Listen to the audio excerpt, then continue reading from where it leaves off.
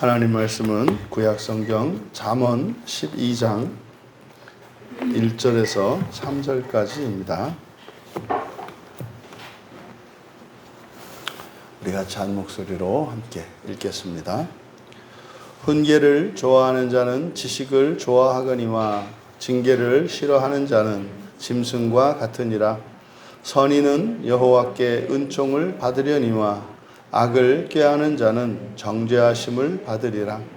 사람이 악으로서 굳게 서지 못하거니와 의인의 뿌리는 움직이지 아니하느니라. 아멘. 흔들리지 않는 구원이라는 제목으로 말씀의 은혜를 나누고자 합니다. 오늘 우리가 살펴볼 본문 말씀도 여기에 있는 단어들을 그죠? 우리말 국어사전을 기준으로 해서 읽으면은 그냥 어쩐 도덕적인 훈계, 그리고 너무나 자명한 도덕률, 이 정도로밖에 교훈을 얻지 못합니다. 그래서 선한 것, 훈계를 좋아하는 자는 지식을 좋아하고, 징계를 싫어하는 자는 짐승과 같고, 선한 사람은 여호와께 은총을 받고, 악을 꾀하는 자는 정죄받을 거고, 사람이 악으로는 굳게 서지 못하고 의인의 뿌리는 움직이지 않을 것이다. 착하고 바르게 살아라. 악하게 살아서는 잘 될 수 없다. 이런 이야기입니다. 절대로 이 잠언의 말씀은 그저 이 세상을 살아가는데 잘 살아가는 법, 근데 이 세상을 살아갈 때 좀 더 다른 이들보다 경쟁력 있게 살아가는 절대 그런 말씀이 아니다. 이 잠언은 종말론적인 말씀이고 이것은 하나님 나라와 하나님의 의에 관한 것이다. 그래서 여기에 나오는 선, 의라고 하는 이 개념은 그런 도덕적인 개념이 아닙니다. 그래서 특별히 여기에 사용되는 이 단어들은 성경 안에서 이해되어야 하고 특별히 잠언 안에서 그 의미들을 찾아내야 합니다. 먼저 1절부터 살펴보면 훈계를 좋아한다 이렇게 되어 있습니다만 여기 아하브예요. 그래서 뒤에도 지식을 좋아하거니와 이게 이제 아하브 요 말이 사랑하다라는 뜻입니다. 사랑하는 겁니다. 그래서 훈계를 사랑하는 자는 제가 이렇게 실제로 성경 원문이나 히브리어 단어들을 외우고 공부하고 잘 그럴 기회가 없거든요. 그래서 예전까지는 헤세드가 사랑인 줄 알았어요. 또 그렇게 배웠고. 그래서 근데 헤세드는 사랑이 아니잖아요. 그죠? 헤세드라는 말은 뭡니까? 하나님이 우리를 데려다가 언약을 세우셨는데 그 구원의 언약이잖아요. 그죠? 우리가 엉망진창으로 만들어도 하나님이 그 언약을 완전하게 하신다는 언약적 신실함을 나타내는 거거든요. 그걸 사랑, 이제 그것이 사랑의 결과이겠습니다만은 그걸 사랑이라고 하면 안 되죠. 그래서 여기서 사랑하다라고 하는 단어는 히브리어 단어가 이제 아하브입니다. 아하브, 사랑하다라는 뜻이거든요. 그래서 여기서 훈계, 무사르잖아요. 훈계를 사랑하는 것은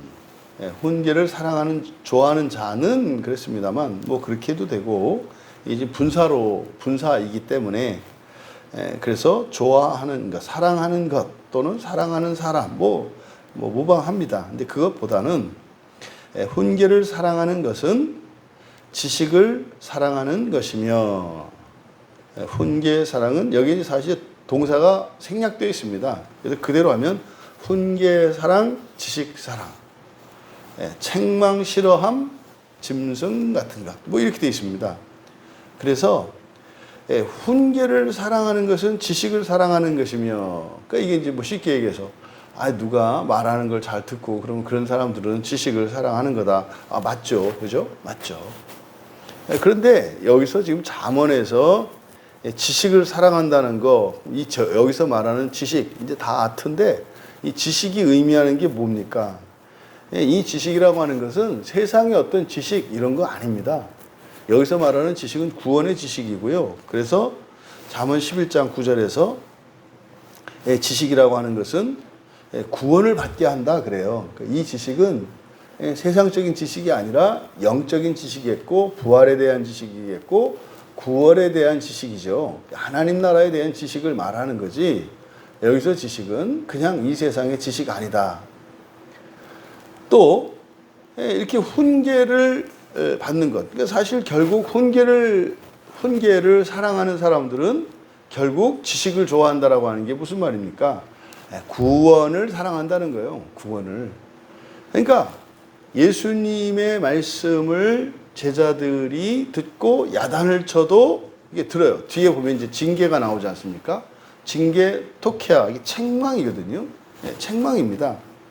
그러니까 훈계라고 하는 말도 사실 야사르, 뭐 채찍질하다, 뭐 회초리 때리다, 뭐 여기서 나온 말이거든요. 그래서 훈계와 징계라고 하는 것이 이게 좀 고통을 수반하는 것이고 듣기 싫은 것입니다만 목적은 바로 뒤에 있는 계에 있어요. 고치는 데 있습니다. 벌 주는 것이 아니라 계라고요. 그러니까 하나님이 그러니까 그리스도인들이 이 세상을 살면서 이러저러한 우환과 환란들을 만났을 때 그 벌이라는 게 없단 말이에요. 왜냐하면 벌은 그리스도께서 이미 다 받으셨거든요. 그러니까 지옥도요, 벌이 아니에요. 지옥은 뭐예요? 계라니까요. 그러니까 살면서 신자들이 겪는 모든 것은 더 이상 벌이 아닌 이유는 뭡니까? 예수 그리스도께서 우리의 죄를 대속해 주셨기 때문에 그래요. 대속해 주셨다는 게 뭡니까? 벌을 대신 받으셨다는 뜻이에요. 그런데요, 벌을 대신 받으셨지만 징계는 남아있단 말이에요. 징계는 뭡니까? 깨우쳐서 돌이키게 하는 것은 남아있다고요. 그러니까 생각해 보세요.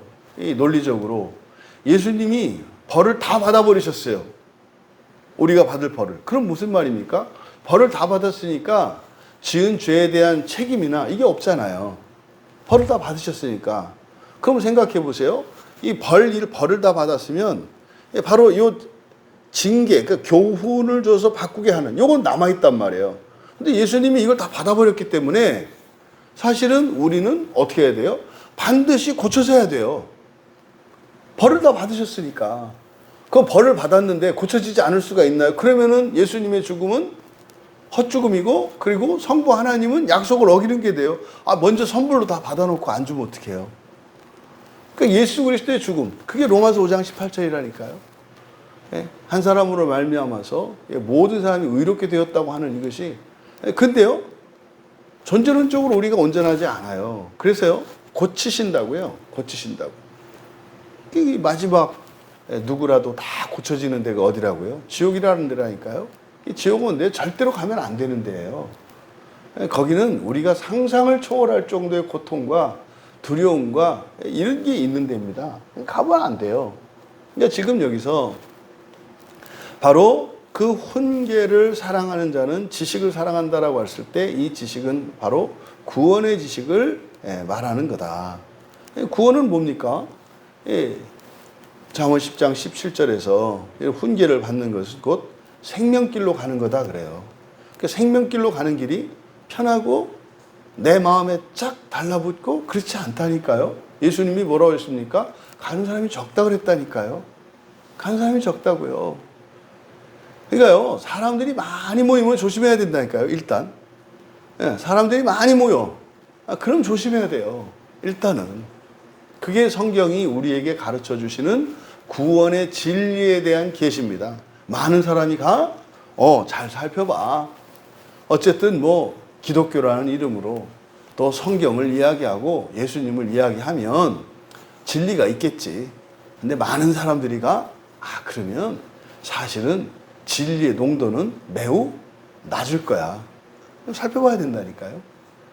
그러니까 지금 훈계와 징계, 이걸 누가 좋아합니까? 근데 사랑한다 그래요. 훈계를 사랑한다. 어떻게 훈계를 사랑할 수 있습니까? 그냥 감사할 수는 있겠죠. 좋아할 수는 있겠죠. 왜요? 훈계라고 하는 것은 나 잘 되라고 하는 거니까 좋아할 수는 있겠죠. 근데요, 사랑할 수는 없어요.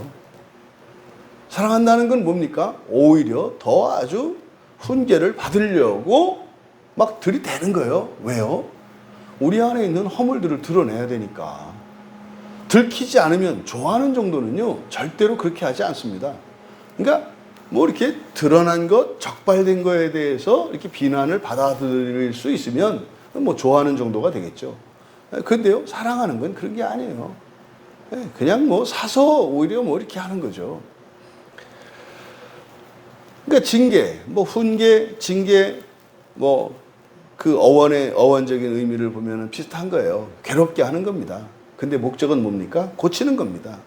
그러면 그 징계를 싫어하는 것, 샤네 싫어하는 거거든요. 그러니까 짐승과 같다, 짐승 같다 이렇게 번역한 단어가 바아르라는 말인데, 이 바아르라고 하는 것은 우둔한 이런 뜻이에요. 우둔한. 그러니까 이걸 이제 짐승 같다, 짐승 같은 이 형용사거든요. 우둔한, 짐승 같은 뭐 이런 거죠. 개가요 똑똑한데 우둔해요. 무슨 말인지 아십니까? 우리는 개를 충성스럽다고 하잖아요. 주인이면 발길질로 뻥 차요. 그러면 조심해야 되잖아요, 그 주인을. 그죠? 근데 조금 있다가 또 어떻게 해요? 그냥 꼬리 흔들고 와요. 그걸 이제 우리는 그걸 보고 충성스럽다라고 하죠. 그러니까 개를 이제 뭐 이렇게 보고서 사람들이 되게 지혜롭고 이렇게 생각한다 하는데, 여러분 주변에 그 개 같은 사람이 있다고 생각을 해보세요. 이때 개 같다는 게 좀 이상한데 욕하는 말이 아니라 여러분들이 막 이뻐하는 그 강아지 같은 사람이 있다고 생각을 해보세요. 사람이 여러분들이 키우는 애완견과 같은 사람이 있다고 생각을 해보세요. 어떻게 했는가? 우둔한 거거든요. 우둔한 거거든요. 그러니까 여기서 이 하나님의 훈계와 징계, 이것을 싫어하는 사람들은 결국 뭡니까? 생명길을 싫어하는 거고요. 이거는 구원을 거부하는 거거든요. 그러니까 잠언 1장 23절에서는요. 책망을 듣고 돌이키면 하나님의 영을 부어주신다. 이게 뭐예요? 믿고 회개하면 너와 내 집이 구원이 얻으리라. 근데 존재론 쪽은 어떻게 돼요? 성령이 들어오세요. 그러니까 어느 순간 우리가 하나님의 말씀을 듣기 싫어하고 귀를 막아요. 이게 이제 구약의 이스라엘의 부패와 타락과 우상숭배의 시작이거든요. 됐어요, 하나님. 이제 그만하세요. 우리 다 왕국도 이루었고, 우리 집도 졌고, 땅도 웬만큼 있고, 이제 종도 부리고 하니까, 이제 잔소리 그만하세요. 그래서요, 말 못하는 나무와 돌들을 신으로 섬기죠. 책망이 싫어서. 그러니까요, 하나님의 말씀이 들리지 않으면 우리의 마음이 굳어지기 시작하는 거고요. 어두워지는 거예요. 그건 뭡니까? 구원을 기뻐하지 않는 거예요. 그러니까 이 세상을 살아가는 동안은 말입니다. 하나님의 훈계와 이 징계는 우리를 잠시도 가만히 있게 두질 않아요. 안주하지 못하게 한다고요. 이게 좀 이제 살만하다 하면 말입니다. 누군가가 또 이렇게 해서 속을 뒤집고 하는 일이 반드시 일어나요. 이게 훈계와 징계라는 게 이런 거거든요. 이 훈계는 말씀을 통해서 오는 것이라면, 징계라고 하는 것은 삶 속에서 일어나는 불편함과 괴로움들이에요. 근데 목적은, 방식은 다르지만 목적은, 그 결과는 우리로 하여금 힘들고 싫어하게 만들고. 근데 사실은 그게 뭡니까? 그게 생명길로 가는 거라니까요. 그러니까 사실은 징계를 싫어할 때는 언제입니까? 이제 먹고 살만할 때예요. 이만하면 됐습니다 라고 하는 상태다 이 말이에요. 너무 좋아요. 너무 좋기만 한 거예요. 이 세상에서는 절대로 너무 좋을 수만은 없다. 없어요. 그걸 바라면 안 돼요. 그게 징계를 싫어하는 상태예요. 여기가 교회가 부패하고 신자가 타락하는 지점이에요. 남부러울 게 없어요. 남부러울 게 없다는 게 절대적으로 그런 것도 아닙니다. 개인에 따라서 뭐 이렇게 뭐 욕심도 없고 말이죠. 더 잘 되고 싶어 하지 않는 사람은 뭐 요만한 것만 줘도 만족하거든요. 난 너무 좋아. 예수 믿는 게 너무 좋아. 너무 좋죠. 너무 좋죠. 근데요, 반드시 은혜 가운데 있는 첫째 부활을 향해서 가는 신자들에게는요, 훈계와 징계가 있어요. 말씀이 좋긴 좋은데 싫어. 꺼려져. 이게 있는 거예요. 근데 하나님 싫어서 좋아요. 이렇게 가야 되는 거잖아요, 우리는. 이게 사랑이에요. 이어 2절에 선인은 여호와께 은총을 받으려니와 악을 꾀하는 자는 정죄하심을 받으리라. 여기서 이제 먼저 단어를 단어를 먼저 단어 의미를 좀 바로 잡아야 되는 것이 맨 끝에 정죄하심을 받으리라 라고 하는 표현입니다. 정죄하심을 받으리라 라고 하는 이 말은 이게 라샤거든요. 라샤가 뭐라 그랬습니까? 예, 죄를 범한 사악한 뭐 이런 뜻이라 그랬잖아요. 그러니까 죄를 범했으니까 뭐 정죄받는다 이렇게 번역을 한데 예, 정죄받았다라고 하는 것은 이것은 심판의 결과를 말하거든요. 그러니까 이 라샤는 그렇게 하면 안 됩니다. 그대로 뭐예요? 그냥 사악하게 할 것이다. 사악하게 할 것이다. 이게 뭐예요? 범죄하게 할 것이다. 사악하게 할 것이다.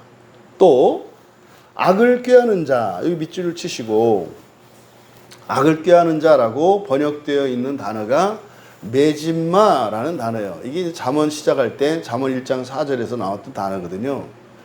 근데 성경에 이 메집마라고 하는 단어가 이제 여기서부터 보니까 우리말 성경에 이렇게 이제 번역되어 있는 것들을 보니까 주로 잠언 1장에서 5장까지 1장에서 5장까지 이 메집마는 우리말 성경에 근신이라고 번역되어 있습니다.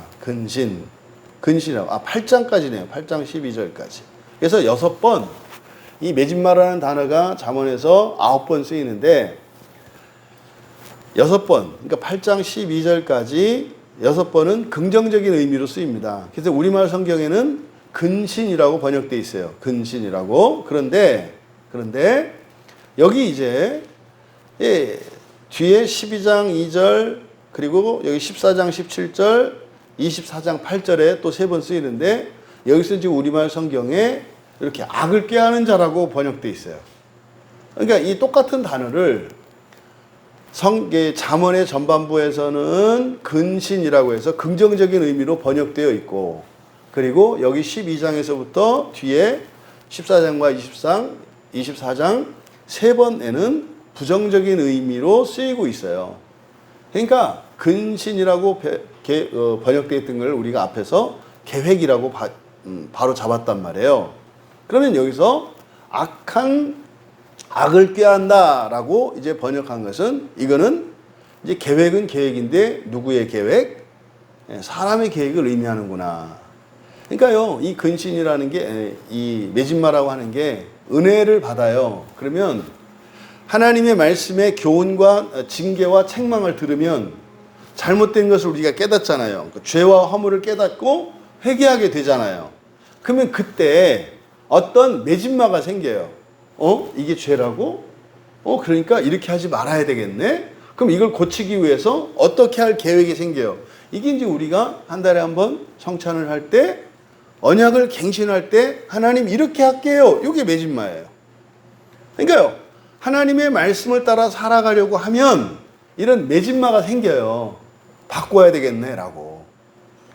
근데 이제 잠언의 전반부에서는 이 8장까지는 긍정적인 의미로 쓰인다고요. 그러니까 이제 뭡니까? 우리가 이제 언약을 갱신하기 위해서 내가 회개하려니까 이렇게 해야 되겠다. 목표를 세우고 뜻을 세우잖아요. 그러니까 사실은 의지의 변화거든요.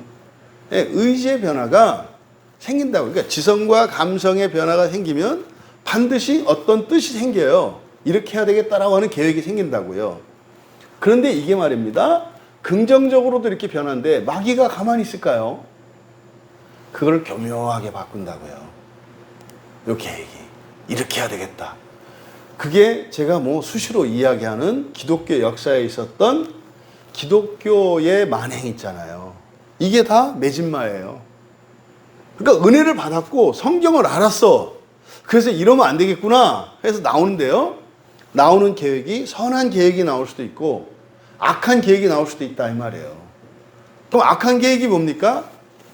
오히려 기독교의 이름으로 예수의 이름으로 하나님의 뜻과 전혀 상관이 없는 그 정도가 아니라 정반대되는 온갖 악행과 사륙과 이런 만행을 저지른 메집마가 나와요. 이게 이제 여기 잠언 12장부터는 이 메집마가 바로 그 부작용에 대해서 이야기를 하는 겁니다. 그럼 이 메집마는 악을 꾀하는 자라고 되어 있습니다만 그러니까 그냥 계획이라고 해야 돼요. 계획이라고 똑같이. 그러면 그대로 번역을 하면 이렇게 됩니다. 그리고 받으려니와 이 받다 이렇게 되어 있습니다만은 이게 푸크라는 말인데 푸크는 받는 게 아니고요. 공급하는 겁니다. 그러니까 대주는 거 이렇게 누구에게 주는 겁니다. 받는 게 아니라 사실은 주는 거다 이 말이에요. 그래서 내놓다, 공급하다 이런 뜻이거든요. 푸크가. 그런데 이게 히필, 사역형이에요. 사역형은 어떻게 한다 그랬어요? 뭐뭐 하게 한다 그랬어요. 뭐뭐 하게 한다. 그러니까 이거 받는 게 여기서 받으려니와 이렇게 돼 있는데, 그리고 그대로 직역을 하면 선인 뭐 이거보다는 그냥 선한 자 이렇게 하는 게 좋습니다. 선한 자는 여호와께라고 하는 게 우리말에 께라고 하는 게 누구누구에게라는 말이잖아요. 근데 사실 의미는 뭡니까?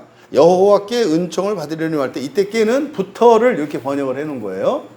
근데 이 께라는 말은 이게 이제 의미가 애매하기 때문에 그대로 그냥 부터. 그러니까 선한 자는 여호와로부터 은총을 공급하게 하나, 내가 받는 게 아니에요. 선한 자는 뭐 한다고요? 여호와로부터 은총을 공급하게 하나예요. 내가 받는 게 아니야. 여러분들이 예수를 믿으면 어떻게 돼요? 여호와의 호의를, 은총을 공급하게 한다고요. 공급하게 한다는 게 뭡니까? 여호와께서 은총을 주시게 한다 이 말이에요. 다른 사람들에게 공급하게 한다. 아, 그러면 나는 빼고, 이게 이제 성경의 원리를 알아야 그게 무슨 말인지 알죠. 하나님은 절대로 여러분들을 건너뛰고 누구를 주는 거 없습니다. 하나님이 여러분들을 통해서 누군가에게 은총을 주신다면 그 얘기는 뭐예요? 이미 여러분에게는 그 은총이 뭐한 겁니까? 넘친 거예요. 그러니까 이게 그냥 이제 베드로후서에서 보았던 것처럼 문자적으로 보면 그래서 고민이 되는 거예요. 선한 자가 왜 은총을 공급하게 해? 은총을 내가 받아야지. 그래서 이거를 이렇게 번역을 해 놓은 거예요. 여호와께 은총을 받으려니와. 이게 뭡니까? 누가 받는 은총이에요? 내가 받는 은총이잖아요. 근데요, 성경 원문대로 하면은 여호와로부터 은총을 공급하게 하나. 그러면 공급받는 대상은 내가 아니에요. 여기에서는. 그럼 누굽니까? 내 주변에 있는 다른 사람들 만민이거든요. 그럼 그 안에는 무엇이 내포되어 있어요? 넘친다는 의미가 포함되어 있는 거예요. 그러니까 은총을 받으려니와 받는다라고 한 것과 은총을 공급하게 한다라고 할 때 어느 게 은총이 더 많은 거예요? 공급하게 하려니와가 이거는 뭡니까? 받는 정도가 아니라 차고 넘쳐 흐르는 걸 말한다고요. 그러니까 이런 부분들이 번역이 안 되니까, 그러니까 자꾸 나 중심적인, 개인 중심적인 구원관을 가지고 성경을 보니까 이게 이해가 안 되는 거죠. 여러분 때문에 누군가가 은혜를 받았다면, 이번에 어쨌든 매물도에 큰 은혜가 있었잖아요. 그건 무슨 말입니까? 이미 여러분과 여러분 가정과 여러분에게는 하나님의 은혜가 넘쳤어요. 넘쳤다고요. 근데요, 그걸 까먹는 방법이 있잖아요. 그걸 뭐요? 그걸 시기하게 하거나, 그런 거죠. 저기는 뭐 다 그렇게 하고, 왜 나한테는 이게. 그 순간 그 자기에게 있던 은혜는 그 마귀가 쏙 빨아먹는 거예요. 거미가 벌레 잡아가지고 거미줄로 감아서 피를 쭉 빨아먹듯이 그렇게 쭉 빨리는 거예요.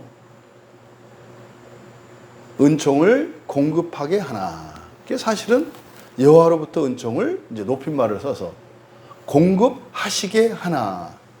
그러니까 선한 사람은 뭐 하는 사람이라는 거예요? 하나님으로부터 은총이 그 사람들에게 가게 돕는 사람들이 선한 사람이라는 뜻이에요. 근데 이 말에는 어떤 의미가 내포되어 있다?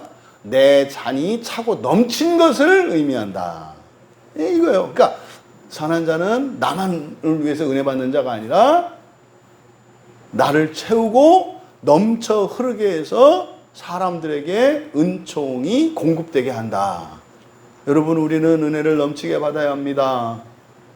왜냐하면 예배 자리에 나오지 못하는 분들, 하나님의 말씀을 알아들을 수 없는 분들, 하지만 하나님의 은혜가 필요한 분들이 있기 때문에 우리가 더 많은 은혜를 받고 넘치게 받아야 합니다. 왜요? 나를 위해서가 아니에요. 나는 요만해도 돼요. 근데 하나님은 나를 통해서 나에게 은혜를 주시고 날 구원하시는 것은 뭡니까? 세상에 있는 모든 이들을 구원하시고자 먼저 우리를 택하시고 나를 택하시는 거거든요. 그러면 하나님의 뜻은 뭐가 있습니까?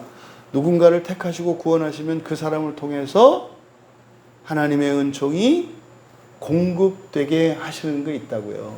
이게 선한 자라는 거예요. 그럼 이 기준으로 보세요. 오늘날 나만 잘 살게 해주세요. 우리 교회만 잘 살게 해주세요. 우리 집만 잘 살게 해주세요. 선한 거 아니에요. 선한 거 아니면 뭐예요? 악한 거라고요. 우리 생각하고는 성경하고 많이 달라요. 그래서요, 뒤에 하반절에 우리말 성경은 악을 꾀하는 자는 이렇게 되어 있습니다만 그대로 번역을 하면 악을 꾀하는 자 할 때 요 자가 말입니다. 이쉬예요, 이쉬. 이쉬는 누구라고요? 거듭난 사람이라고요. 거듭난 신자를 가리키는 말이 이쉬라고요. 그런데 그대로 직역하면 계획들의 남자 이렇게 돼요. 계획들의 남자. 그러니까 뭡니까? 많은 계획을 가지고 있는 신자 이런 뜻이에요. 계획들의 남자. 이런 계획들의 남자는 악하게 할 것이다. 그러니까 이런 얘기를 할 때 제가 너무 힘들다고요. 계획들의 남자는 악하게 할 것이다. 누구를? 사람을. 그러니까요. 선한 것과 악한 것이 뭐라는 겁니까? 하나님의 은총이 공급되게 하나님으로부터 그 은총을 공급하시도록, 다시 말해서 사람들을 복받게 하도록 하는 게 선한 사람이고, 그렇게 하지 않는 사람이 악한 사람이라는 거예요. 근데 그 사람이 누구예요? 불신자가 아니라, 거듭나지 않은 사람이 아니라 거듭난 사람이고요.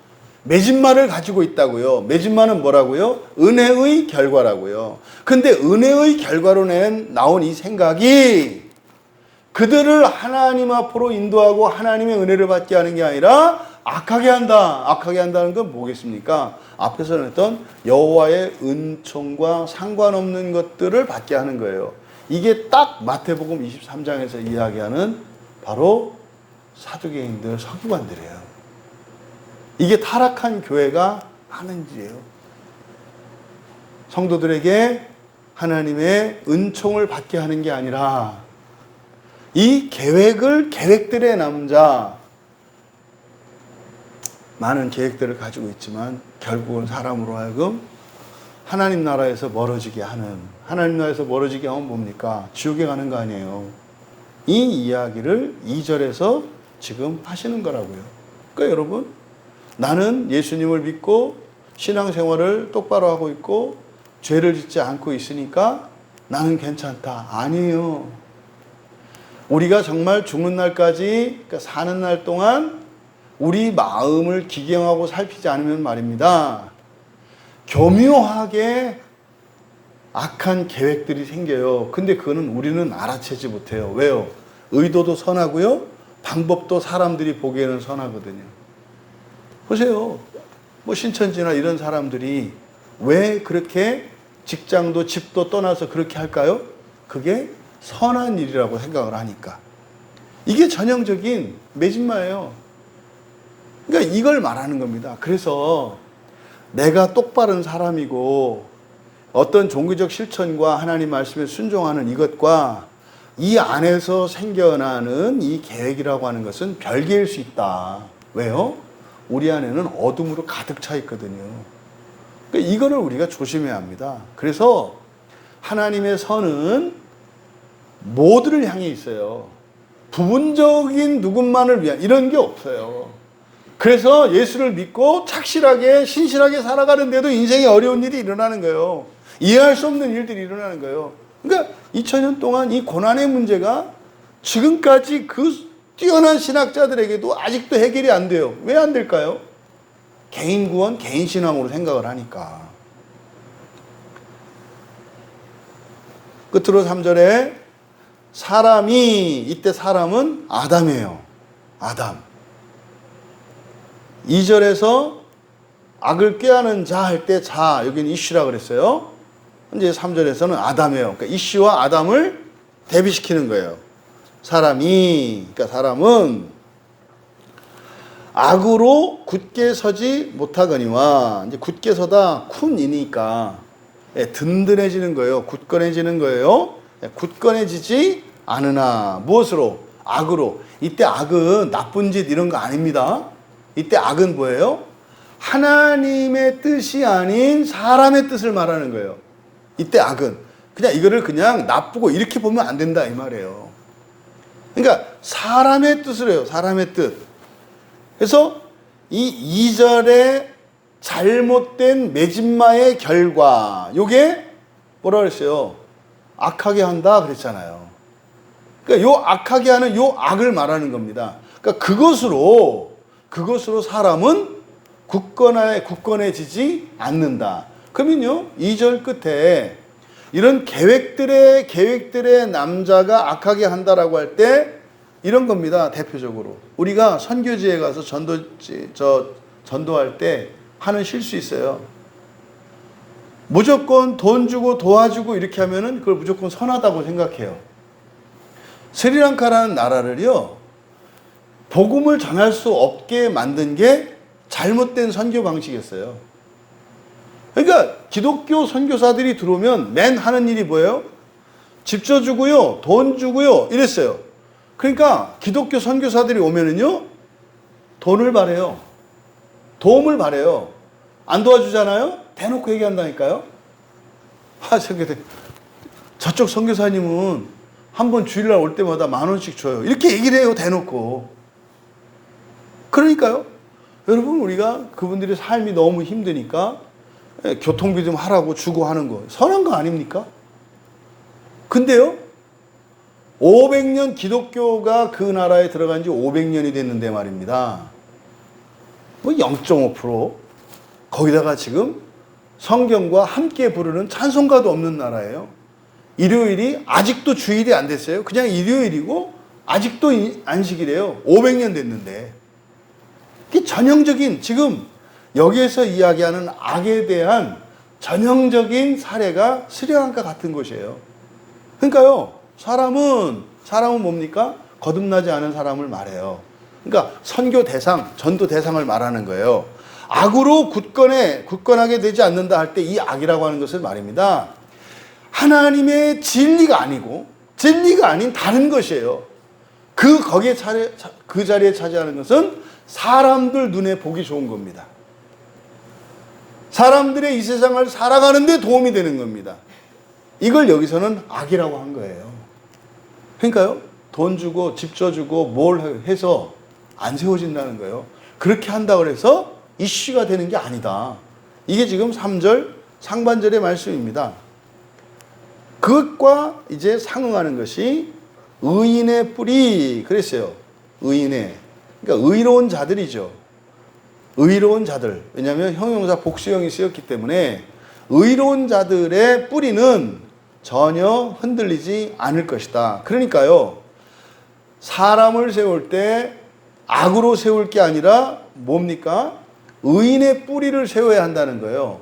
의인의 뿌리 흔들리지 않을 거다. 절대 흔들리지 않을 거다. 그래서 의로운 자들의 뿌리는 뭐겠습니까? 잠언에서는 지혜예요. 의로운 자들이 의롭게 되는 게 뭡니까? 예수 그리스도를 믿는 믿음이에요. 그러면 예수 그리스도를 믿음으로 의롭게 된 자들이 날마다 더 의롭게 되는 게 뭡니까? 하나님의 말씀이고 성령의 역사예요. 그걸 잠언에서는 지혜라고 말한다고요. 그러니까 사람을 굳건하게 세울 때, 다시 말해서 사람을 구원하고 사람을 이슈로 만들 때, 거듭나게 만들 때 무엇으로 할 수 있다? 지혜로, 하나님의 말씀으로, 구원의 진리로만 할 수 있다는 거예요. 그 이외의 모든 것은 안 된다는 거예요. 그래서 그것을 뭐라고 해요? 악이라고 규정했다 이 말이에요. 여기서 말씀하고자 하는 게 뭡니까? 사람의 구원은요, 이 세상에 무엇으로 할 수 없다는 거예요. 그래서 그거를 악하다고 말한 거예요. 하나님의 구원은 어떻게 해요? 하나님의 책망과 징계로만 가능하다는 거예요. 그래서요, 첫째 부활을 위해서 살아가는 신자들이 깨닫는 인생관은 뭡니까? 이 세상은 편안하게 잘 살기 위해서 사는 게 아니라 고생하려고 사는 거구나. 근데 이 고생은 나를 위한 고생이 아니라 모두를 위한 고생이구나. 이게 선을 깨닫는 거예요. 하나님의 선을. 그러면요, 하나님이 사람이 되셔서 이 땅에 오신 것은 뭡니까? 선에 대한 모범을 보이신 거예요. 언제 예수님이 구중궁궐과 같은 집을 지어놓고 말이에요, 고대광실을 지어놓고 거기서 떵떵거리고 사셨습니까? 맨날 제자들하고 끼니 걱정하면서 사셨지 언제 그렇게 사셨어요? 사람들에게 무슨 영광을 받았어요? 왜 그러셨다는 거예요? 그게 좋은 거다 이 말이에요. 이게 선의 모범이셨다고요. 그럼 여러분, 우리가 예수님을 따라간다면 말이죠, 그리고 성경을 통해서 하나님의 이런 훈계를 받고 일상생활 속에서 일어나는 불편과 어려움에서 우리가 징계를 받는다면, 그것을 사랑한다면 여러분들의 첫째 부활의 구원은 흔들리지 않아요. 잘해서 흔들리지 않는 게 아니에요. 죄를 짓지 않고 경건히, 이게 아니라니까요. 이게 아니라니까요. 여기서 주는 교훈은 하나님의 훈계와 징계를 사랑하며 기꺼이 받으라는 거예요. 그럼 된다는 거예요. 우리의 의의 근거는 예수 그리스도이십니다.